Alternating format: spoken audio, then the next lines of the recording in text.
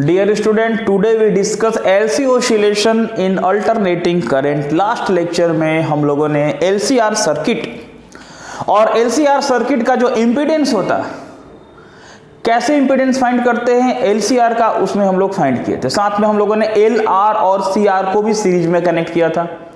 तो बच्चों एलसीआर में हम लोगों ने क्या किया कि एल, सी और आर को हम लोगों ने सीरीज में कनेक्ट किया था। When inductance L, capacitance C and resistance R, इसको हम लोगों ने कनेक्ट किया था किसमें, सीरीज में। तो LCR सर्किट उसको बोलते थे और हम लोग उसका इंपीडेंस फाइंड किए थे। ये लास्ट लेक्चर में क्लियर हुआ। देखो L और C का जो कॉम्बिनेशन करते हैं वो पैरेलल में करते हैं। L R का सीरीज, C R का सीरीज, बट L और C का पैरेलल में। ये पैरेलल कॉम्बिनेशन का क्या मतलब है? पैरेलल कॉम्बिनेशन का मतलब है there is exchange of energy. Energy का एक्सचेंज होगा कैपेसिटर और इंडक्टर में। यानी जो ऑसिलेशन प्रोड्यूस हो रहा, जो ऑसिलेशन प्रोड्यूस होगा, वो ऑसिलेशन प्रोड्यूस होगा due to exchange of energy, due to exchange of energy between capacitor and inductor. अब कैपेसिटर में कौन सा एनर्जी होता है, देखो ऐसे बात करते हैं। सपोज करो ये हमने एक कैपेसिटर का बात किया और उसके साथ हम लोग एक कैपेसिटर के साथ हमें एक इंडक्टर को कनेक्ट कर देते। ये इंडक्टर है और ये कैपेसिटर है। ओके, तो कैपेसिटर प्लस माइनस उसका कैपेसिटेंस, इंडक्टर इंडक्टेंस L, और हम लोगों ने उसे कनेक्ट कर दिया पैरेलल में। पैरेलल में कनेक्ट करने से ऑसिलेशन प्रोड्यूस होगा due to exchange of energy. अब वो एनर्जी का एक्सचेंज कैसे होगा ये आज हम लोग डिस्कस करेंगे, क्लियर करेंगे पूरा। अगर हम लोग डिफाइन करना चाहें तो देखो क्या करेंगे, लिखेंगे कि ऑसिलेशन प्रोड्यूस्ड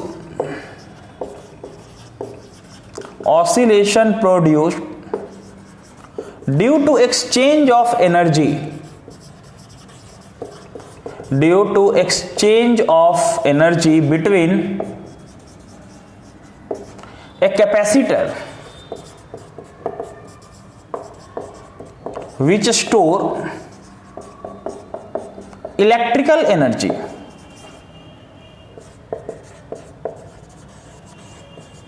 and inductor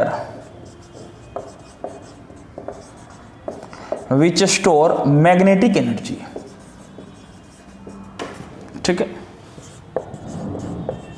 देखो, और उसको हम लोग बोलेंगे magnetic energy is called LC oscillation. आ रही बात समझ में? देखो एलसी ऑसिलेशन, ठीक है। वायर थोड़ा आगे पीछे हो गया ये, एनीवे। तो ऑसिलेशन प्रोड्यूस हो रहा, एक्सचेंज ऑफ एनर्जी किसके किसके बीच में, कैपेसिटर और इंडक्टर। सर ये जो एनर्जी का एक्सचेंज होगा कैपेसिटर और इंडक्टर के बीच में, जो एनर्जी का एक्सचेंज हो रहा है, उस एक्सचेंज ऑफ एनर्जी से जो ऑसिलेशन होगा उसको जरा और डिटेल में समझना, समझाते हैं। पहले एक बात और क्लियर कर लो, इस सर्किट को ना हम लोग एक अनदर नेम से बात करते हैं, टैंक सर्किट। मतलब व्हेन L एंड C, मतलब इंडक्टर एंड कैपेसिटर, ठीक है, inductor and capacitor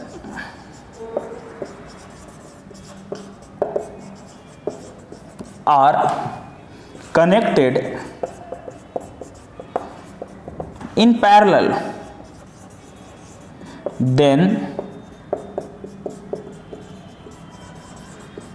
it is called tank circuit। ठीक है, तो क्या सर टैंक में भी यूज होता? डेफिनेटली टैंक में यूज होता है, ये बात करेंगे। अब एक बार हम लोग अगेन इसमें डिस्कस करते हैं, समझते हैं कि कैसे सर एनर्जी का एक्सचेंज होता, हाउ द एनर्जी एक्सचेंजेस। देखो अब सपोज करो मैं कैपेसिटर को फुली चार्ज कर देता हूं, कैपेसिटर इज फुली चार्ज्ड, और इस चार्ज कैपेसिटर को हमने कनेक्ट कर दिया इंडक्टर के साथ। समझना, उस चार्ज कैपेसिटर को हमने कनेक्ट किया है इंडक्टर के साथ में, ठीक है, और यह कैपेसिटर पूरा तरह से चार्ज है।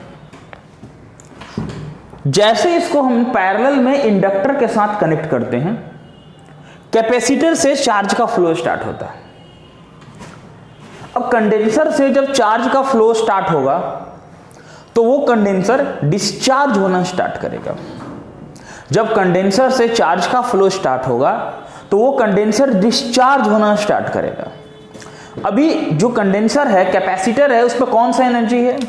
तो उसमें एनर्जी है इलेक्ट्रिकल एनर्जी, जो इलेक्ट्रोस्टैटिक्स में आपने पढ़ा था Q²/2C। देखिए, दैट मीन्स इसमें इलेक्ट्रिकल एनर्जी था Q²/2C, और ये इलेक्ट्रिकल एनर्जी Q²/2C कैपेसिटर के अंदर स्टोर था। ये इलेक्ट्रिकल एनर्जी आ रही बात समझ में?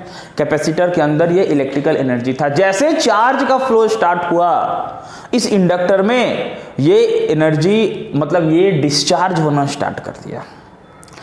Capacitor began to discharge and inductor began to recharge. अब इंडक्टर रिचार्ज होना स्टार्ट कर दिया। कैसे रिचार्ज होना स्टार्ट कर दिया? मतलब इसमें मैग्नेटिक फील्ड सेटअप हुआ। क्या क्या कहानी होगा बताओ? इलेक्ट्रोमैग्नेटिक इंडक्शन से मैग्नेटिक फील्ड सेटअप होगा।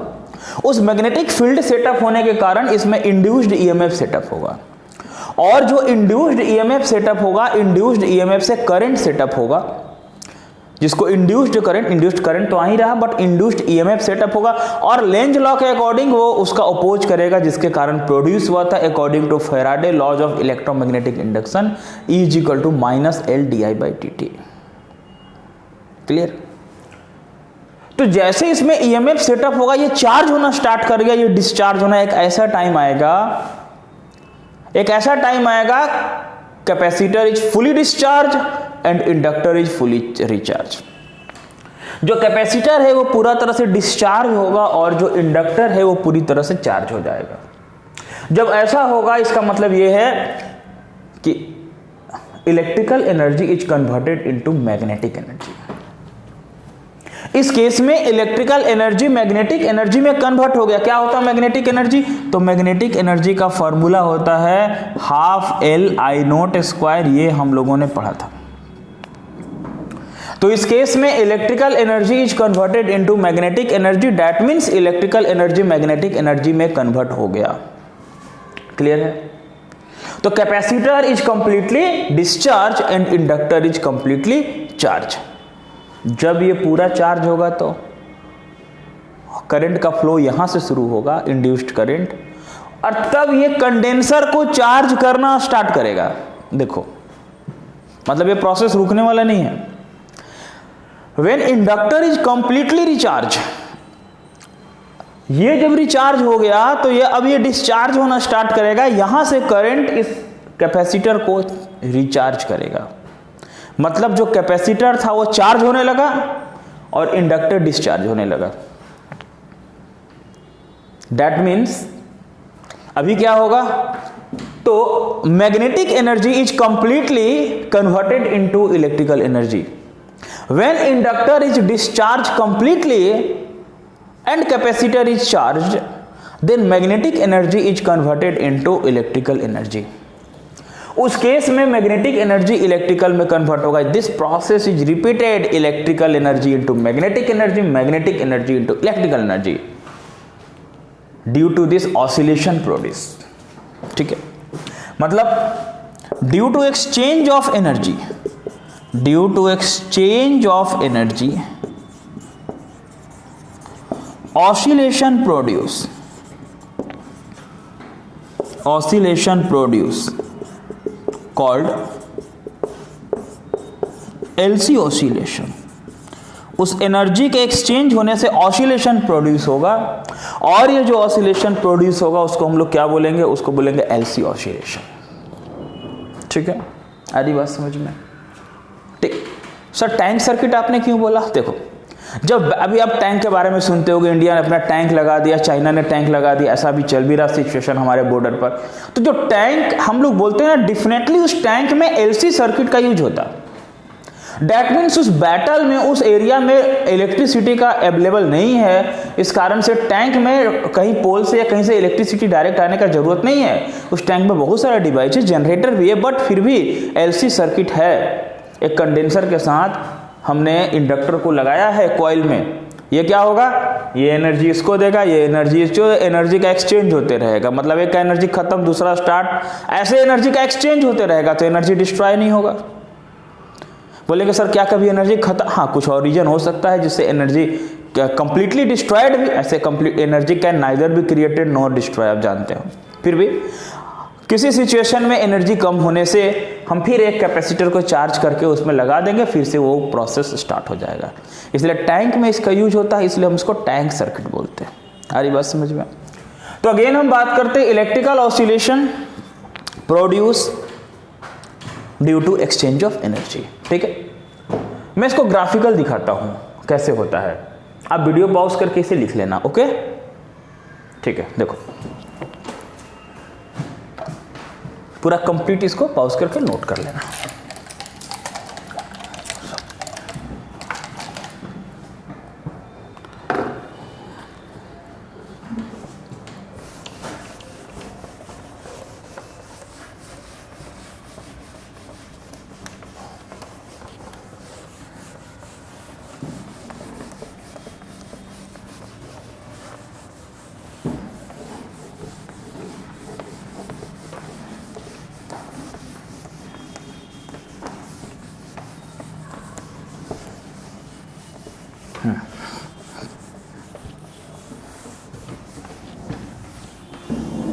देखो क्या होता है इसमें,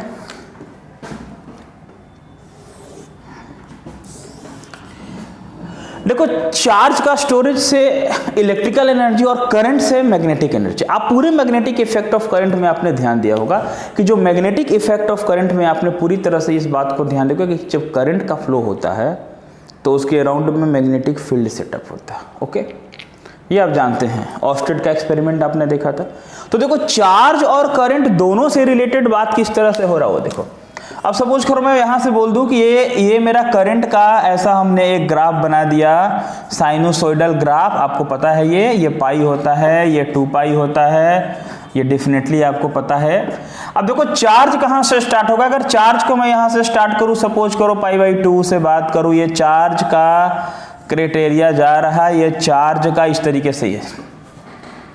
तो ये अगर मैं करंट के बारे में बात करूं तो ये मेरा चार्ज है, ठीक है, सेम फेज में नहीं जाएगा। L और C में current and voltage are not in the same phase, ये आपको पता है, LCR सर्किट में ऑलरेडी आप जानते हैं।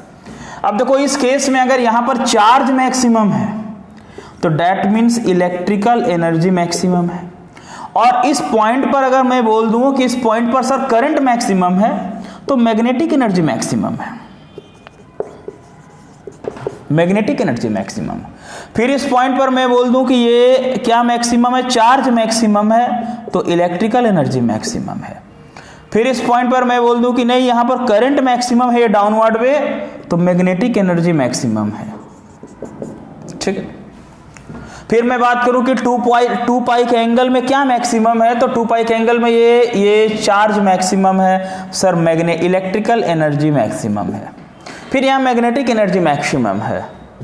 दैट मीन्स यूई का मतलब मैं बता रहा हूं, यूई का मीनिंग, यूई मैक्स का मतलब मैं बताता हूं, maximum electrical energy, maximum electrical energy, ठीक है, इलेक्ट्रिकल एनर्जी।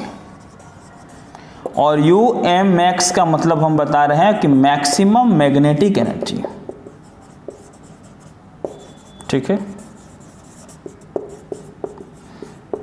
तो इस तरह से इलेक्ट्रिकल एनर्जी कन्वर्ट हुआ मैग्नेटिक एनर्जी में और मैग्नेटिक एनर्जी कन्वर्ट हुआ इलेक्ट्रिकल एनर्जी में।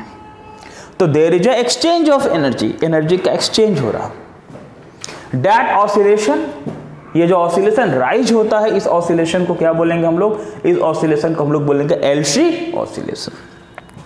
ओके, ये जो फेनोमेनन होता है एलसी ऑसिलेशन का, that phenomenon occurs at a particular frequency.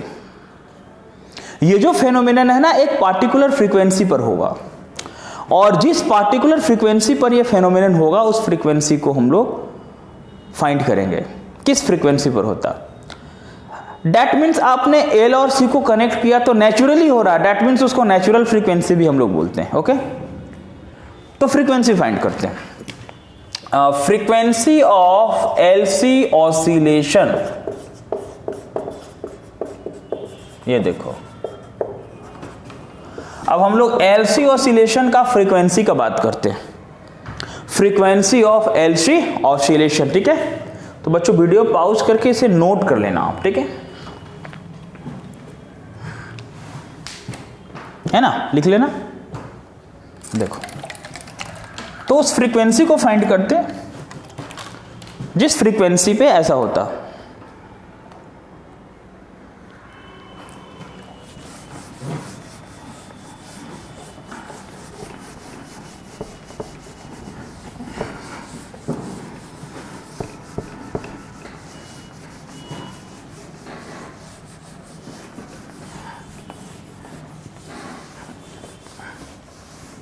देखो, L और C को ऐसा एक डायग्राम बना सकते हो कि सर ये C है, जैसे मैंने भी बनाया था, और ये इंडक्टर है L, उसको हमने कनेक्ट कर दिया, ठीक है।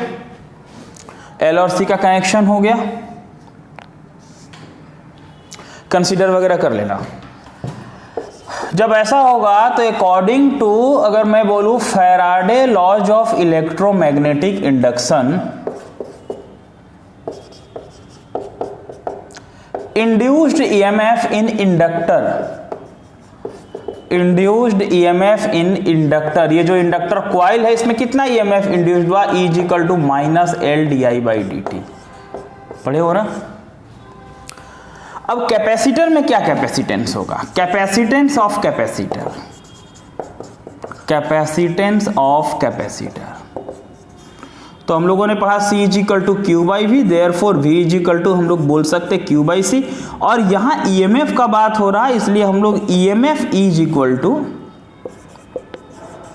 Q/C भी बोल सकते हैं, ठीक है, ऐसा हम बोल सकते हैं, ठीक है, ऐसा हम बोल सकते हैं। अब देखो क्या हो रहा है, यहां पर हम लोग क्या बात कर रहे हैं, इसमें E का प्लेस में हमने रख दिया क्योंकि एनर्जी का एक्सचेंज हो रहा, तो दोनों इक्वेशन से कन्वर्सन होगा, दोनों इक्वेशन मिलेगा एक दूसरे से। देखो, फ्रॉम 1 and 2, तो देखो हम ऐसा लिख सकते हैं कि Q/C equal to minus LdI/dt, समझना, Q/C equal to minus LdI/dt, ऐसा हम बोल सकते हैं, ठीक है। अब अगर इसको इधर लाएं तो Q/C plus LdI/dt is equal to हो गया 0, ठीक है। अच्छा, इसमें बच्चों Q/C L क्या हम ऐसा रख सकते हैं, d/dt, और I के बदले क्या रख सकते हैं, dQ/dt इज इक्वल टू 0 रख सकते हैं ना, ये I का प्लेस में क्या रख सकते हैं, dQ/dt, तो I का प्लेस में dQ/dt रख सकते हैं इज इक्वल टू 0। आपने पढ़ा इलेक्ट्रिक करंट में I is equal to dQ/dt, मालूम है आपको, बता दूं बगल में, जानते हैं आप, I इज इक्वल टू आपको पता dQ/dt। देखो ये क्या हो गया, Q/C प्लस LdD/dt, अगर इसको ऐसा लिख सकते हैं कि d² Q/dt² is equal to 0, क्या डिफरेंशिएशन पता आपको, d² Q/dt²। अब अगर इसको हम ऐसे लिखें कि d² Q/dt² plus d² Q/dt² plus क्या हम इसको ऐसा लिख सकते हैं Q/LC इज इक्वल टू 0, मतलब LC आ गया, मल्टीप्लाई करके मैथमेटिक्स से देख लो, ऐसा कर सकते, एकदम डिफिनेटली कर सकते, Q/LC इज इक्वल टू 0, ठीक है ना। अरे बस समझ में। तो ये इक्वेशन किस फॉर्म में दिख रहा है, मान लो मैं इसको इक्वेशन थर्ड कर दूं, आपने SHM पढ़ा होगा, सिंपल हार्मोनिक मोशन, ये इक्वेशन SHM के इक्वेशन के साथ मैच करता है, ये इक्वेशन SHM के इक्वेशन के साथ मैच कर रहा है, ठीक है। ये डायग्राम तो सिंपल है, आप बना लिए होंगे, ठीक है।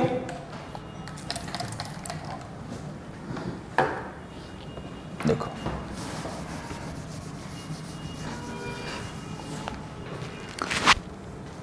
लिखेंगे,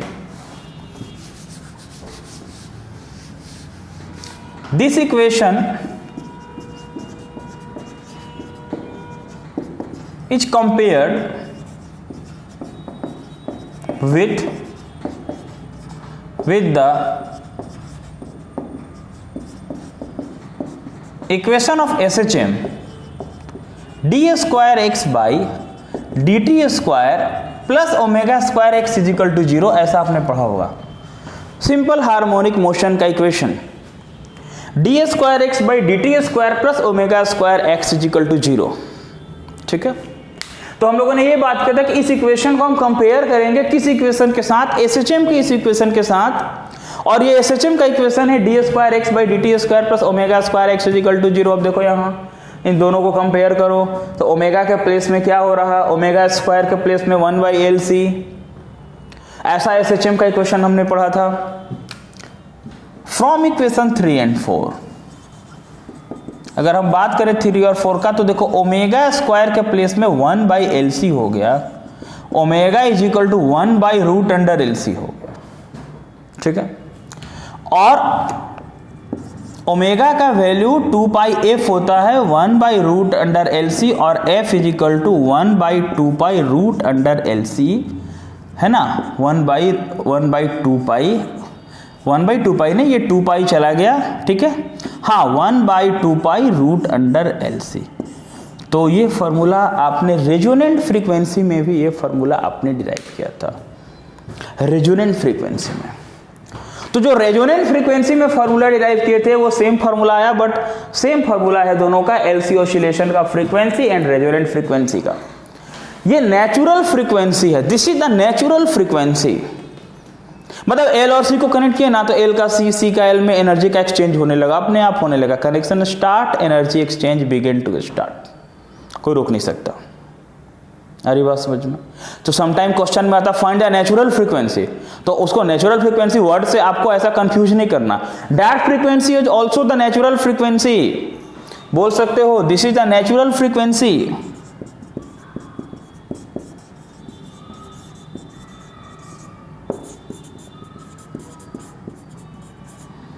एट विच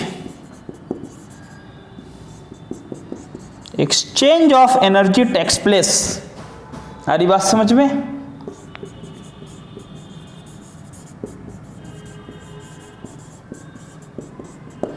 ये नेचुरल फ्रीक्वेंसी है जिस पर एनर्जी का एक्सचेंज होता है। तो बच्चों हम लोग आज एलसी ऑसिलेशन क्या होता है, एलसी ऑसिलेशन में हम लोगों ने आज डिस्कशन की। अब हम लोगों को इस चैप्टर में क्यू फैक्टर और पावर कंज्यूम्ड इन सर्किट, इसके बारे में हमको बात करना। ओके।